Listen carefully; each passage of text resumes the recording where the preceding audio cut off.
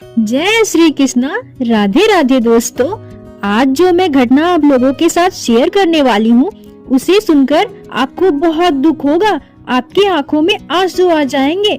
सोच भी नहीं सकते कि कोई कैसे इतना निर्दयी हो सकता है जो हमारे लड्डू गोपाल भगवान के साथ इतना कठोर व्यवहार करे। ये सब कहते हुए भी मुझे बहुत दुख हो रहा है, लेकिन अंत में जब एक नास्तिक अपने सारे अहंकार और पापों की सजा पाकर आस्तिक बनता है, यह सुनकर जरूर अच्छा लगेगा। यह कहानी दिल्ली में रहने वाली मधु जी की है।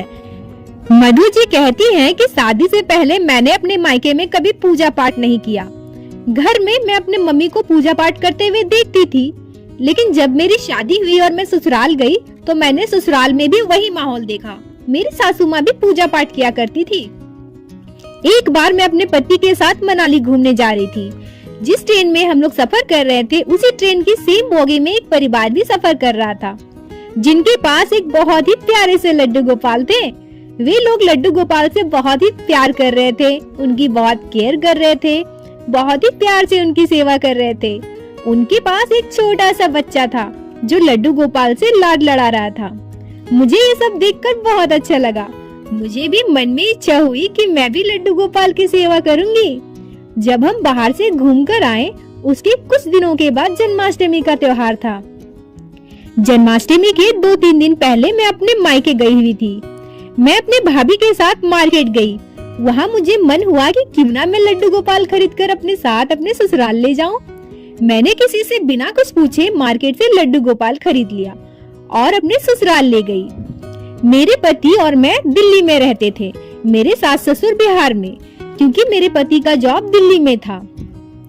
मैं दिल्ली पहुंचकर अपनी सासू माँ को फोन करती हूँ और ये सारी बातें उनको बताती हूँ। मेरी सासू माँ मुझसे कहती है कि बहू, लेने से पहले एक बार कम से कम मुझसे फोन करके पूछ लेती। गोपाल की सेवा करना बहुत ही कठिन होता है, एक बार मुझसे पूछना चाहिए था तुम्हें। मैंने उनसे कहा कि माँ, आप ऐसा बोल रही हैं?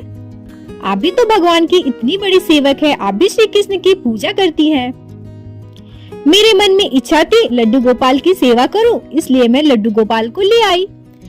मेरी सासू माँ कहती है कि श्री कृष्ण के चित्रपट की सेवा करना और श्री कृष्ण के बाल स्वरूप लड्डू गोपाल के विग्रह की पूजा करना, दोनों में बहुत बड़ा अंतर है।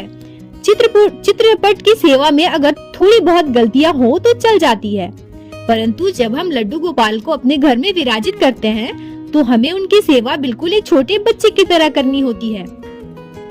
मैंने कहा ठीक है, मैं ये सब चीजें करूंगी और मुझे लेकिन ज्यादा जानकारी नहीं है, आप ये सब मुझे समझा देना।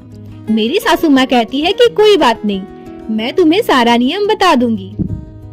2 दिन के बाद जन्माष्टमी का त्योहार था। मैं बहुत ही धूमधाम से जन्माष्टमी का त्योहार मनाती हूँ। मेरी सासू माँ ने भी मुझे लड्डू गोपाल की सेवा करने की सारी विधियाँ समझा दी थी।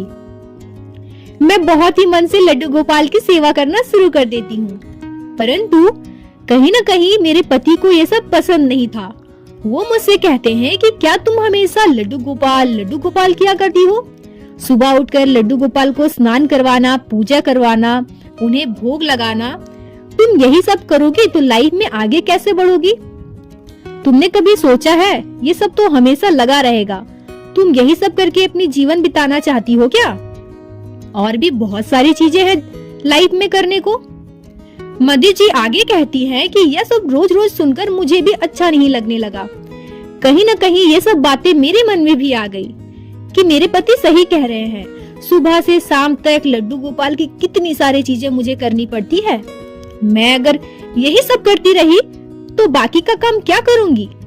मेरी लाइफ में भी तो कुछ और है ना, मुझे भी कुछ करना है। ये सब सोचकर एक दिन मैंने अपने मायके अपनी भाभी को कॉल किया। भाभी को सारी बातें बताई। भाभी कहती हैं कि कोई बात नहीं, अगर आप लड्डू गोपाल की सेवा नहीं करना चाहती तो मुझे दे दीजिए, मुझे भी लड्डू गोपाल से बहुत प्यार है। मैं कभी उन्हें अपने घर ना ले आई, परंतु आप मुझे गोपाल दे दीजिए, मैं उनकी सेवा करूंगी। मैं भी खुश हो गई कि चलो भाभी ने ये जिम्मेदारी ले ली। दूसरे दिन लड्डू गोपाल को अच्छे से पैक करके अपने पति के हाथों मैंने अपने मायके भिजवा दिया।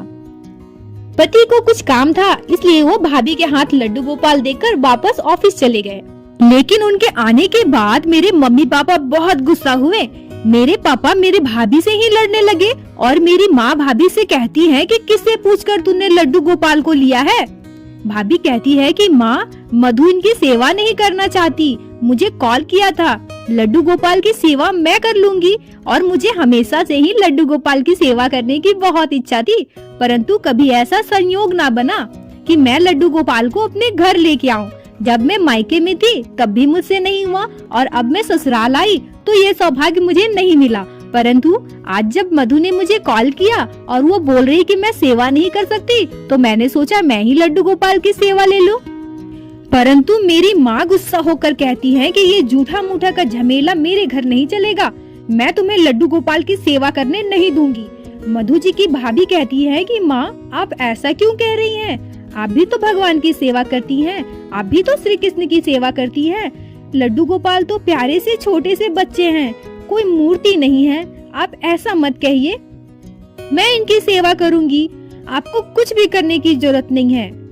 वह कहती है कि नहीं, हमारे घर ये सब नहीं चलेगा, तुम कुछ भी करो, अभी इस मूर्ति को हमारे घर से निकालो।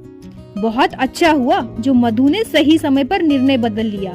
कहीं वह भी दिन रात लड्डू गोपाल करते रहती तो दामाद जी से मतभेद हो जाता।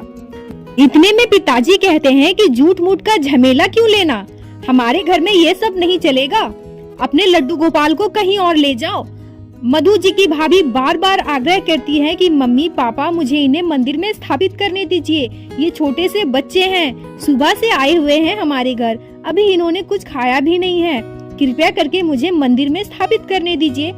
मधु जी के पिताजी कहते हैं कि मैंने एक बार कह दिया सो कह दिया, हमारे घर के मंदिर में ये मूर्ति स्थापित नहीं होगी, तुम इसे कहीं और ले जाके फेंको, हमारे घर में लड्डू गोपाल की सेवा हम नहीं करने देंगे। मधु जी की भाभी लड्डू गोपाल के हाथ में लेकर के रोने लगती है, कहती है पिताजी ये छोटे से बच्चे हैं, इनसे आपको क्या शिकायत। मधु जी के पापा बहुत ही गुस्सा हो जाते हैं और उनकी भाभी के हाथ से लड्डू गोपाल को छीन लेते हैं और कहने लगते हैं, अच्छा ये छोटे से बच्चे हैं, इन्हें भूख लगती है, तुम्हें इतना प्यार आ रहा है इस मूर्ति पे, तो अगर ये बच्चे हैं, इन्हें भूख लगती है तो इन्हें चोट भी लगती होगी, अगर इन्हें चोट लगे तो ये रोएंगे भी, जिस तरह छोटे बच्चे को मारने पीटने से रोते हैं, तो क्या ये रोएंगे। मधु जी की भाभी कहती हैं कि मम्मी पापा आप लोग ये क्या कह रहे हैं, लड्डू गोपाल को मंदिर में स्थापित करने दीजिए, अगर आपको किसी भी काम में लेट हुआ या कभी कोई काम मैंने नहीं किया तब आप मुझसे कहना। मधु जी की माँ कहती है कि रुको मैं बताती हूँ, अगर ये छोटे बच्चे हैं तो ये रोकर दिखाएं। लड्डू गोपाल को मधु जी की माँ ने उनकी भाभी के हाथ से छीनकर डस्टबिन में फेंक दिया और बोलने लगी, तुम्हारे लड्डू गोपाल रो क्यों नहीं रहे हैं। मधु जी की भाभी दौड़कर जाकर लड्डू गोपाल को डस्टबिन से निकाली, सारे कचड़ों के बीन से लड्डू गोपाल को उन्होंने बाहर निकाला और रोने लगी, कहने लगी, माँ जी आपने क्या किया, आपने बहुत बड़ा पाप किया है, इसकी सजा आपको जरूर मिलेगी,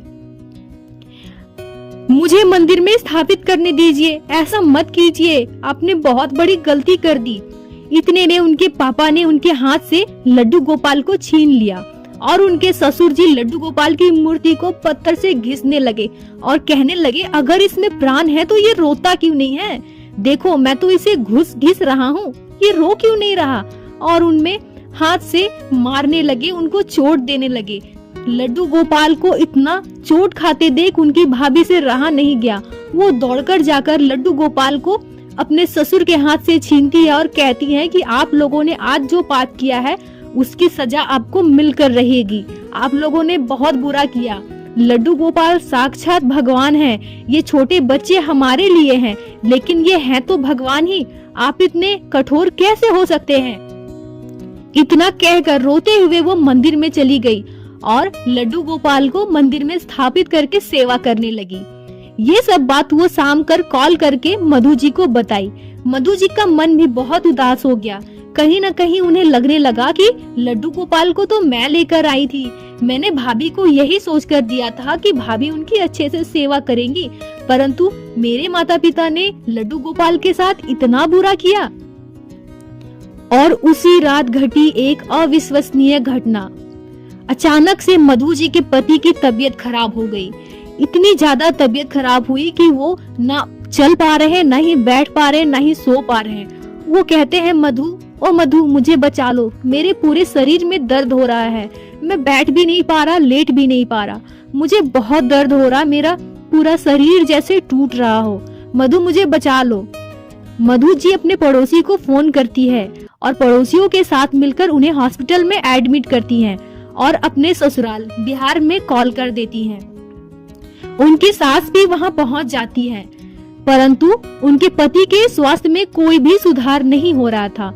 ऐसे ही 5-7 दिन बीत गए, परंतु उनके पति के स्वास्थ्य में कोई सुधार नहीं था। अचानक से मधु जी की सासू माँ कहती है कि मधु, हमारे घर पे तो एक लड्डू गोपाल था ना, उनका क्या हुआ? अभी तो तुम हॉस्पिटल में हो, तो लड्डू गोपाल की सेवा कौन कर रहा है? तुमने लड्डू गोपाल की सेवा किसी को दी है क्या?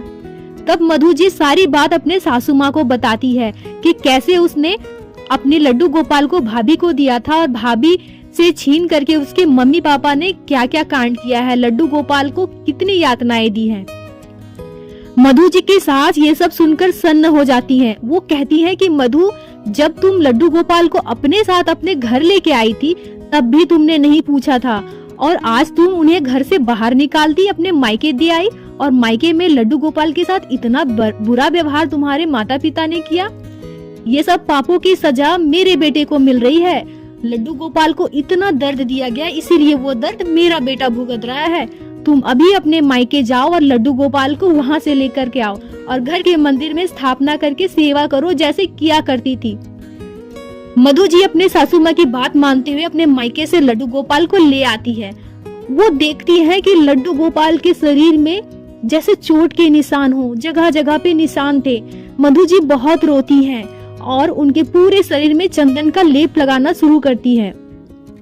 जैसे जैसे मधु जी चंदन का लेप लगाती है, धीरे धीरे उनके शरीर स्वस्थ होने लगता है। ऐसा लगता है मानो शरीर से सारे निशान मिटकर लड्डू गोपाल स्वस्थ हो रहे हैं। और जैसे जैसे लड्डू गोपाल स्वस्थ हो रहे थे, वैसे वैसे ही उनके पति भी ठीक होने लगे। लड्डू गोपाल की महिमा को सुन करके, जान करके हमारा रोम रोम जैसे कांप रहा है। ये सारी घटनाएं मुझे बताते हुए बहुत दुख हो रही है। उस दिन के बाद से जब उनके पति घर आ गए तो पति पत्नी दोनों मिलकर लड्डू गोपाल की सेवा करने लगे। मुझे एक बात आज भी समझ नहीं आती कि लड्डू गोपाल को अपने होने का, अपने अस्तित्व का प्रमाण इस तरह से देना पड़ा। गलती तो मधु जी की नहीं थी, उनके माता पिता की थी। उनके माता पिता ने इतनी यातनाएं दी लड्डू गोपाल को, उनका हृदय नहीं कांपा। छोटे से बाल स्वरूप श्री कृष्ण के साथ में इतना बुरा व्यवहार करते हुए कोई ऐसा कैसे कर सकता है कि भगवान को अपने होने का, अपने अस्तित्व का प्रमाण देना पड़े। शायद भगवान भी यही चाहते हैं कि माता पिता के कर्मों की सजा उनके बच्चों को मिले। वो कहते हैं ना कि माता पिता हमेशा चाहते हैं कि हमारे बच्चों को कुछ ना हो, इसीलिए सारा दुख, सारा तकलीफ मधु जी के पति को हुआ। अंततः मधु जी और उनके पति लड्डू गोपाल की बहुत ही अच्छे से सेवा करने लगे। एक नास्तिक जिनको लड्डू गोपाल पे बिल्कुल भरोसा नहीं था, मधु जी के पति आज वो लड्डू गोपाल की सेवा कर रहे हैं। इनसे बड़ी बात और कुछ नहीं हो सकती। एक भगवान अपने भक्त तक जरूर पहुंच जाते हैं। बोलो बाकी बिहारी लाल की जय, लड्डू गोपाल की जय, जय जय श्री राधे। दोस्तों, अगर ये कहानी आप लोगों के हृदय को छुई हो तो इस वीडियो को लाइक अवश्य कीजिएगा और चैनल को सब्सक्राइब करके दूसरे साथियों को शेयर जरूर कीजिएगा, ताकि आने वाले समय में आप इसी तरह से श्री बांके बिहारी लाल लड्डू गोपाल की घटनाएं, लीला कथाएं हमारे चैनल पे सुन सके। राधे राधे।